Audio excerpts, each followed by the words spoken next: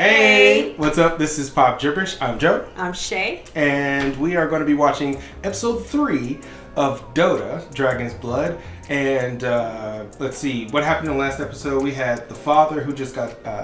He drinks the whole vial of Davion's blood. Right. And he turns into Terrorblade. And then summons all of the dragons. But then the next episode, that was the recap for episode 1. Spoiler alert. Right. And so episode 2, at the end of that one, I totally forgot what happened. I know that a lot of people died at Dragonhold. A whole lot of people died. And the one black dude died, which sucks. I think that's about it. Oh, the Mirana and Luna, they all got captured. And we think, I have a sinking suspicion that Venari is a dragon clan. I do too. And I think that she's working for the princess. Yeah, her uncle, right. Her uncle. Yeah, because definitely every single season so far, someone has been going after Mirana and trying to basically capture her for her uncle. But we never know who this uncle is. Right, he's mysterious. Okay, so maybe this season we'll get more of who the uncle is, possibly, hopefully. But outside of that, Dragonhold is in shambles at this point. What's her name? Ryla? Yeah. She was on the ice dragon, like Khaleesi from Game of Thrones, comes in, swoops in, saves the day. She just came in out of nowhere. I forgot all about her. Yeah. And saves Caden and Davion and Finran and Bram. Bram survived. Awesome. But yeah, that was a big, big battle. So we are going to jump into episode 3. And yeah, if you like what we're doing here, just go ahead and like and subscribe. Hit the bell so you can get notification every time we drop a video. Episode 4 should be next week. And yeah, anything else?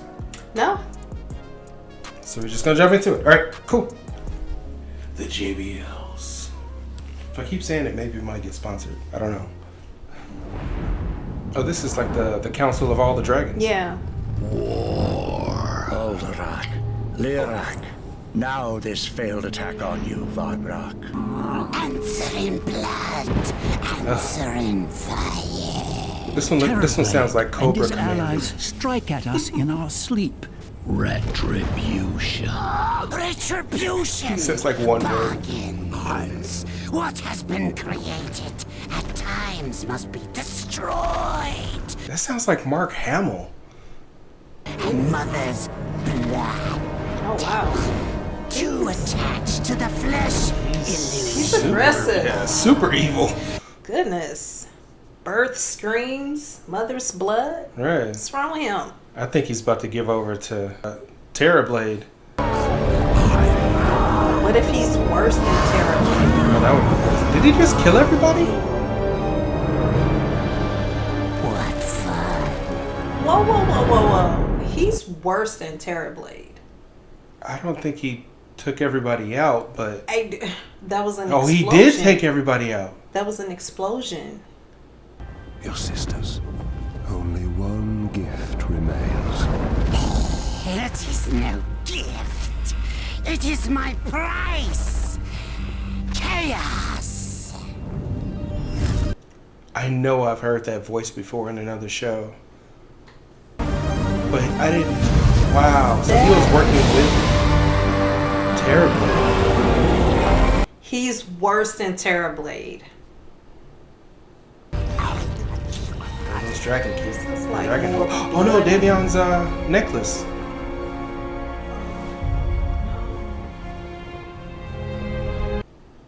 Oh man, how's he gonna keep him transforming now? Maybe this is his fate. Yeah. Because what was spoken was prophetic. Yeah. But I think that's the whole thing. I think they're trying to determine like the difference between what's destiny and what's, what they can change. The wind plays tricks. That makes sense. These I swear she taverns looks are just like portal Khaleesi. times. Or more like a water tribe, waterbender from Avatar. Lovely. Tasteful. It's not my place. Ew. It's hers. Orath spotted the wormling swarm. I think he's the only one that can hear the music. I know this look. The music seems like more than simply the wind. Do you like it? It's really good. Or it's really terrible, I can't tell. Oh, whoa. I love it. Am I supposed to answer for you? I think we're gonna finally meet her uncle. I hope so. This is her kingdom, right? Yeah, I guess so. That looks just like her, so that must be her mother. Yeah. Your Highness, wait. Welcome home. Viceroy Kashura, I am grateful for what you did for me. The Imperium kidnapped me. Safe. Secure. No one harms my sunbeam. It looked nice for a second until those doors closed. Right. And then you know that she's a prisoner. Luna looks well. Yeah. New kid in prison. About to take the biggest guy out. Yeah. Knew that was coming. And I fear I will get my chance. This little game you play always ends the same. Yeah, so that proves that there are other things. So okay, maybe Venari isn't a dragon clan. Tail out of my face before I choke you with it. That is a good point. Promises, promises. At least I will die staring into your eyes. Nico Aranamo, formerly of the Nivongolons, currently rotting in this shithole. Pungoliers. We're safe here, for the moment, but those wormlings are still loose. We recall our brothers who remain in the field. We don't have time for any of that. You want to charge back into the fight? Something like that? Don't let that thing inside speak for you, son. Damn sure don't let it do your thinking. If Terrorblade gets to the Eldworms, those monsters at Dragonhold won't matter. My whole life, I never imagined I'd ever see you run from a fight. I'll just sit here. With me. You lost them. You lost her. We're at war. The fathers are dead. Needs what he's lost. Do you think he's stressing about his necklace? I think he's partly stressing about his necklace, and he's also being affected by this song that keeps popping up. That apparently I think only dragons can hear. Don't go into the light, Bram. Don't go. Like a moth to a flame. Right. Don't go into it, Bram. Davion? Davion, please wake mean, up. I came looking for you. I found you in there, Yeah. standing in front of that blue rock, just... I heard Slyrak. You found my hoard. The ore calls to you, as it once called me. Kept it close, unaware of its power. I was just a simple dragon, you see. Then I began to wake from my slumber with dreams of humans. In time, my Eldworm's voice faded. The dragon songs never returned. But in my solitude, I had the most wonderful thought. I am. And it was this ore that changed you. Some say the ore and its crimson opposite are the stuff of gods and demons. Oh. Others believe them to be remnants of a vast and timeless primordial This is mind. the blue one, and the red one was in that cave that was turning all the people into zombies. And Oh, yeah. Slyrak's song. Whatever it was part of you. And that's Return connected to the Horde. Stand in the light. to the dragon. And be forever changed. That blue, that The question is not, exploded. what are they? The question is, what are you? And the Invoker is working with him. he's working with both Terrorblade and the evil dragon. So what is he? Like, who is he really? He's definitely a mourning father, so we know that. Yeah. He's doing everything for his daughter. But Do you think at it's what starting cost, to though? Make him go. Oh yeah, cold he's and- definitely he's gone. But his anger should be toward. His Selimine. anger is probably to the world, to be honest. But the world didn't do Mother. it. Selimine. But when you're grieving, you take it out on everything. Yeah. He just wants his daughter back. Right. And I bet you he's got to deal with Terrorblade to try to bring him back. But the problem is, just like every other evil demon, you can get what you want, but it's not going to be how you want it. It's going to be what cost. Right. Mirana. Now, Forgive who's the this informality, mysterious Princess. man? It's Uncle. leave us, everyone. We finally meet him. Right. Time to come down off the throne and talk business. It's funny. I was talking to somebody the other day. I was saying that villains tend to have like vaguely British accents. And he's got a vaguely British accent. My so. heart swells with pity for you. Are you making a prediction? I think so. To believe in, which is where you come in. The prodigal daughter returned. Against her will. That's not what I mean. No, you chose that chair. You murdered my parents for it. To hell with you and your story. Things are happening in the world. The people need the Princess of the Sun. So the Princess of the Sun was worshipping the Queen of the Moon. was worshipping the Queen of the Moon. Yeah, my uncle needs legitimacy. Yes, he has a need, and you have the power to meet it. I'll just have to find another way.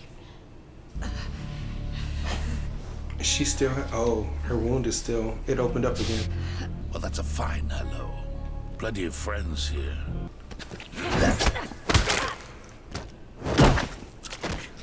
Even with the wound. Right.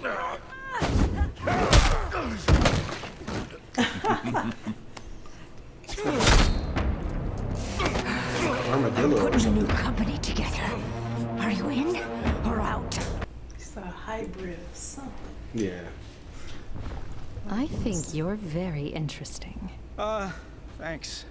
You're a dragon knight, but quite unlike the others. I'm no dragon knight. I'm just an asshole carrying another asshole sword.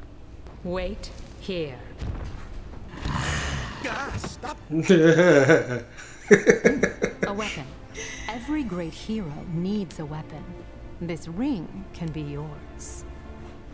Am I invisible? I'm invisible. That was the Lord of the Rings. Whoa, my goodness. Whoa. Oh, is she trying to train him? She was just showing him that it was a protection ring. Nice. So that ring gives him superpowers. Come on, Bram.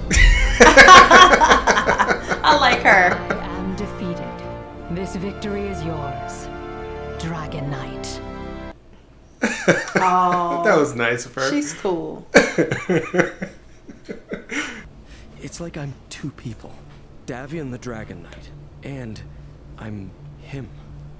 For the longest time, I thought I was just Davion, who sometimes became the other thing. Shadow. There can be no shadow without a light to cast it. Walk in shadow, know the light. So Selimene is both. Mm-hmm. But even knowing that, she still was... Little mouse, we finally meet beyond the void. The Eldworms, they told me. The pillars have fallen. Their souls captured. You alone remain a piece of me. I'm not. I'm in your blood as you are in mine. It has always been so. Oh. It is why you were chosen. Because he was Dragon Clan. Just tell me how to end this. Making any sense. I have sung you the truth since the beginning. Sing it to me again, while I'm listening. Find the eye of the world worm. Whoa. Couldn't be more clear than that. I know what I am. He's a dragon. Always been a dragon. That's all the bastard said. Nonsense about the solar god and the eye of the world worm. I wish I knew where to start. Perhaps I do. Years ago, the solar god makes his home there. The Helium Imperium. That's where Mirana's at. Dawn. Tell the Emperor I've slept on it. Tell him I accept his proposal. Wow. Oh wow. It's getting good. It's been good. It's I just mean, getting it's better. It's getting crazy. Better. So we got Mirana with her uncle. We finally meet the uncle. Right. Who killed her parents. Who killed her parents, like freely. Yeah, that was just like common knowledge, apparently. Right. So now we understand why she. Right. She got kidnapped or tried to leave. Right. She did leave. Right. But she was brought back against her will. Yeah. So, but it appears that Mirana and Davion have kind of like stepped into their purpose because they are already powerful, right? But now they are like getting this what do you call it, like, I don't want to say epiphany.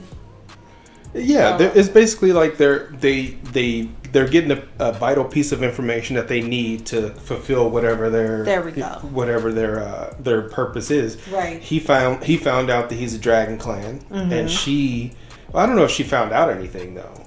She didn't really find out. She knew it already. She had been running from it. She was running from it. Yeah. And so now that she's back, it's like now she needs to really walk out her purpose while she's back in her kingdom. Right.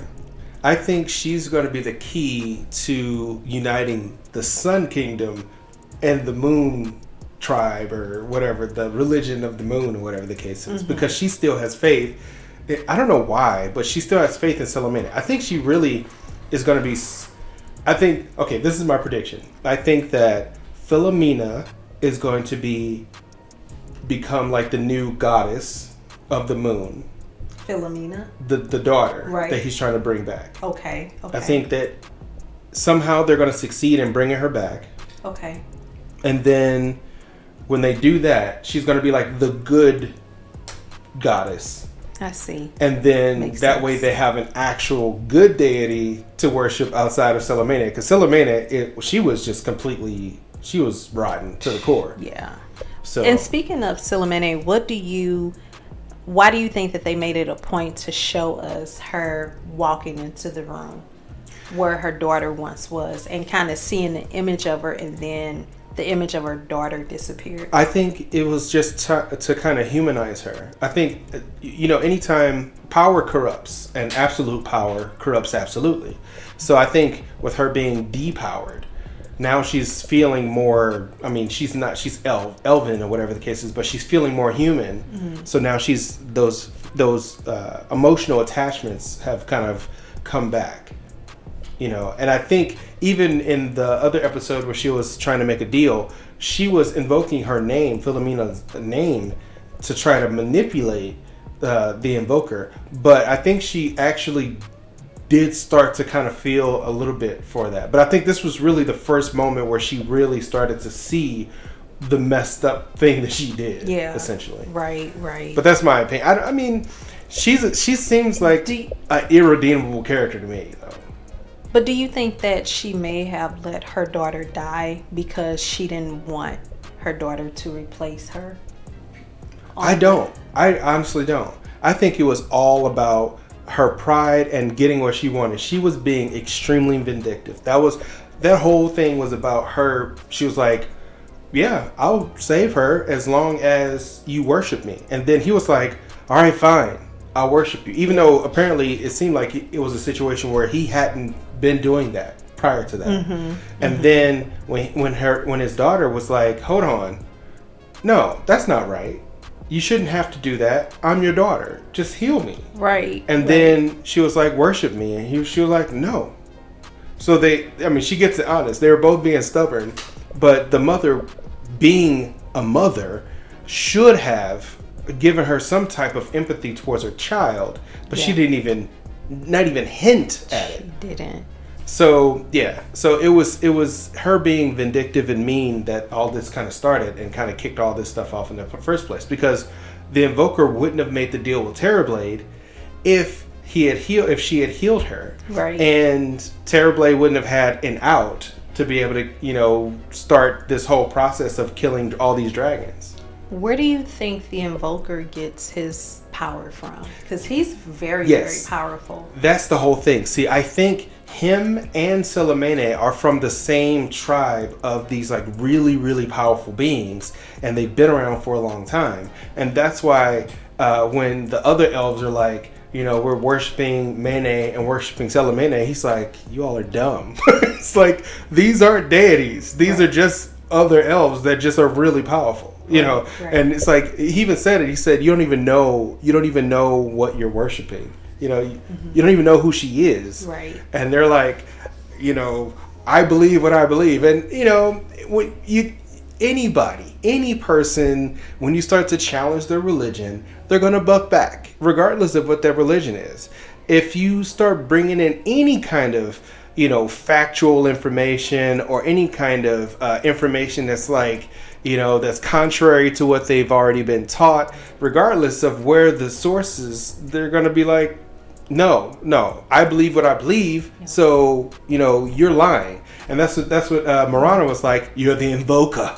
You know, you're the lawyer. You know, she's doing that whole thing. No matter what he said, even though he was telling the total truth, she's like, nope, you're lying. I'm going to go back to serving Selemene. Right. And if she had seen Selemene in her broken state, then that probably would have broken her out of that, you know, that bondage of feeling like she was beholden to her. But the thing about it is, I think she needs that faith to keep her moving forward.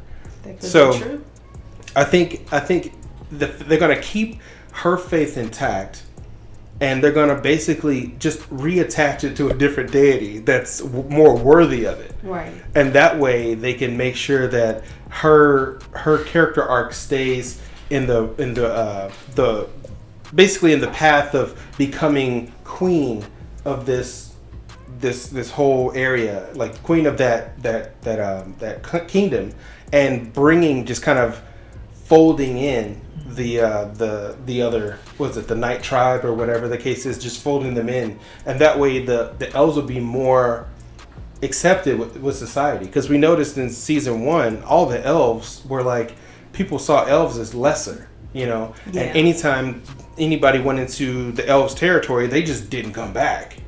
So they had a genuine animosity towards each other. Right, you know, they were killing folks because they were stepping on their property, essentially.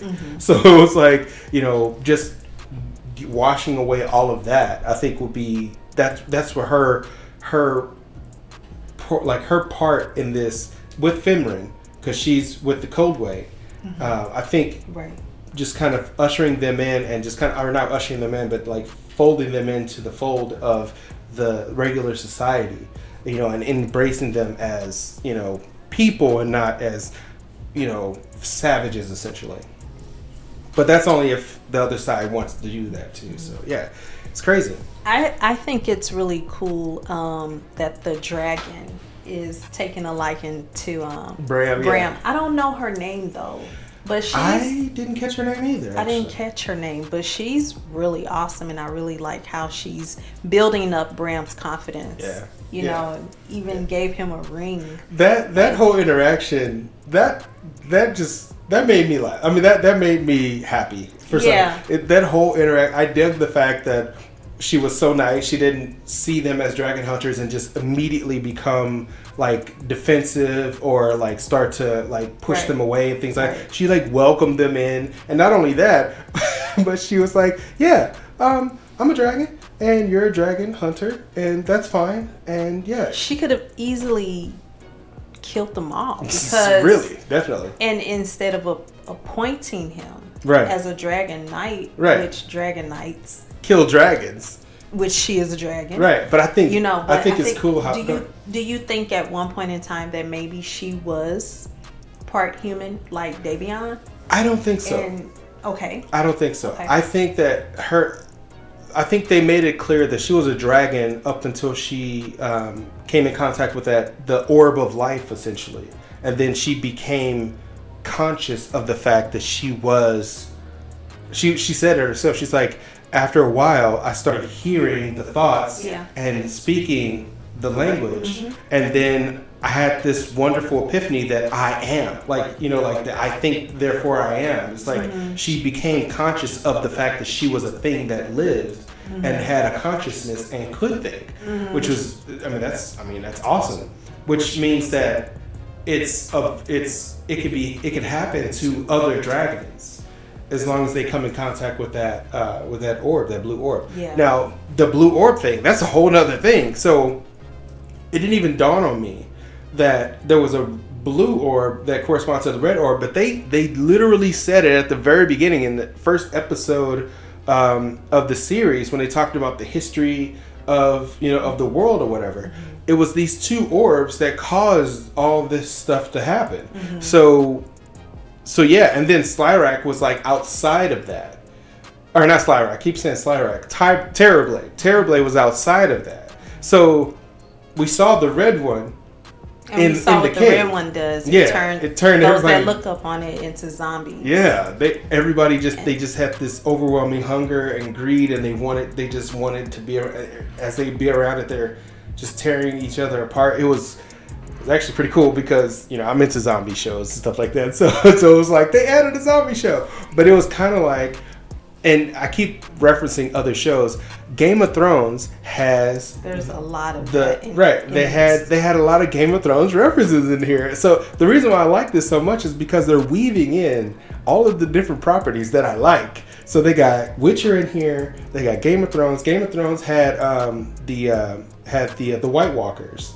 So the White Walkers basically, and the Night King, or whatever the case is, and they were in the frozen north area, and they were coming south. The whole winter is coming thing, and that's essentially what was going on here when they all were in the frozen area, and she went into that cave. I was like, oh, they got White Walkers in here, and even the part where the books are. Do you remember where Arya went, where they had the faces? It was giving me like when I looked at that scene, I was like, the way the that books looks are familiar. That Tower of Books, kind of like where the Tower of faces were stored at. But so yeah, the guy that was on this show, that was working on this show, Ethan Becker. He has a YouTube channel, and he talked about how there's a lot of things that they pulled from other property, a lot of things that they pulled from other areas to kind of make this show happen when it comes to the visuals, because he was in charge of, I don't know if he was in charge of it, but he was basically one of the people that were in charge of like the direction of certain scenes and how certain scenes play out.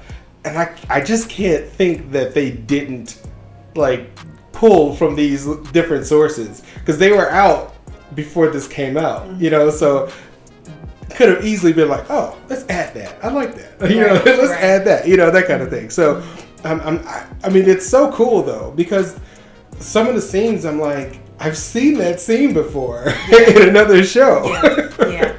So there's a lot of great references from other shows that they pulled and incorporated into, DOTA. Yeah, if there's anything that you saw in this episode or even in the entire series that we didn't talk about already, go ahead and drop it in the comments down below and let us know what references you saw, because they're clearly influenced by a ton of other shows, which in every art form is, though. I mean, you're making something. Like, even me as a comic book creator, I pull from all my different sources, whether it be mental reference or even just physical reference, just pulling up information online and that kind of thing. So, but yeah, it's really cool. Put it in the comments down below, any reference that you can think of that they could have pulled from a different show. And maybe we might do a whole episode where we just talk about all those references. Awesome. Yeah. Sound good. We're probably going to just go ahead and jump into episode 4 for our Patreon. For all of our Patreon members of the second tier, episode 3, I'm going to have it to where you should be able to get to it, and it's going to be the full watch along. You can link up with the time codes. If you're not a patron, go ahead and click the link down below. It's all down there. You can become a patron and get all of the watch alongs. You can get early access to episodes. You can get some merch. We appreciate all your support. Even if you're not a patron, we appreciate your support. Just like and subscribe. We appreciate that too. Just engage with us, Let's have a conversation, that kind of thing. If we get 100 patrons or more, then we can start doing our live stream. When we do our live stream, we'll have live watch alongs, we'll have conversations with you, we can share our predictions live action, or live, that way we can like just kind of have a conversation about it. Be great. Yes. Yes. She's like, yes, do that. Click it. Click the link. Yes. All right. Good night, everyone. Why are you so formal every single time? First of all, I'm new to this, but I'm still true to it. Bye. Bye.